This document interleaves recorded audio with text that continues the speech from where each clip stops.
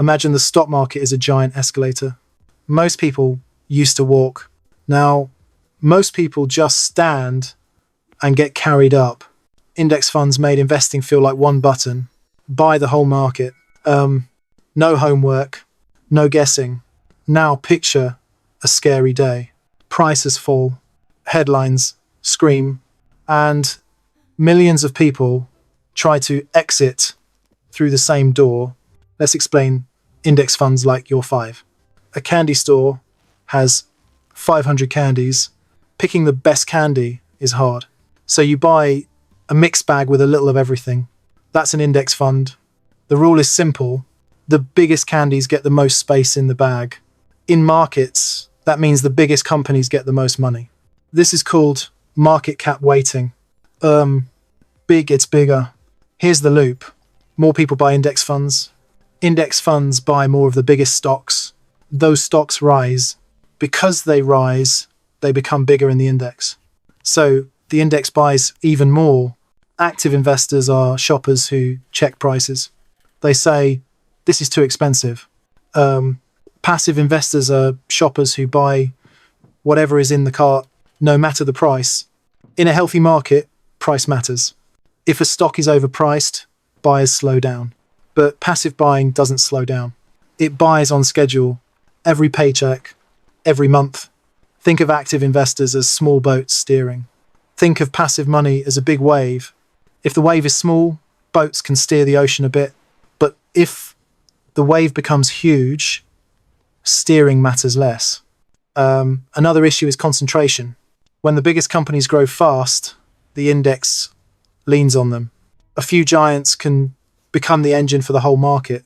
If they sneeze, everyone catches a cold. Remember the door. On calm days, everyone fits.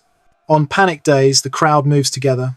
Index funds can be forced to sell the same names at the same time, especially in parts of the market that are thinner. Important, passive investing is not evil. It's one of the best tools regular people ever got. Low fees, simple, diversified, and it beat many expensive active funds. Picture a rubber band. Passive flows can stretch prices upward for a long time, but rubber bands store tension. A shock rates, recession, scandal can snap attention back to price. The loop that pushed prices up can run backward. Prices drop, people panic, they sell their index funds. The funds must sell the underlying stocks. That pushes prices down more. Now we reach the big question. What does passive breaks look like? It's not one switch flipping off. It's a stress test day where small cracks line up. If something breaks, it usually breaks in the thin areas. Small cap stocks, corporate bonds, emerging markets. Anywhere the door is smaller. The big index is the headline, but the side rooms panic first. Here's the turning point. When prices get chaotic, active investors return. They step in and say, this is cheap now. That buying can stop the fall, but they demand a discount. In the climax, the crowd learns a new rule. Index funds are a vehicle. They don't remove risk. They spread it. And when fear arrives, spread risk still hurts. Here's the practical takeaway. Don't confuse popular with risk-free. Diversify beyond one index if you can. Expect bad years. They are part of the deal. Most important, don't build a plan that only works if markets never panic. Index funds are still one of the best inventions in personal finance. But remember the escalator. It can stop. So always know where the stairs are.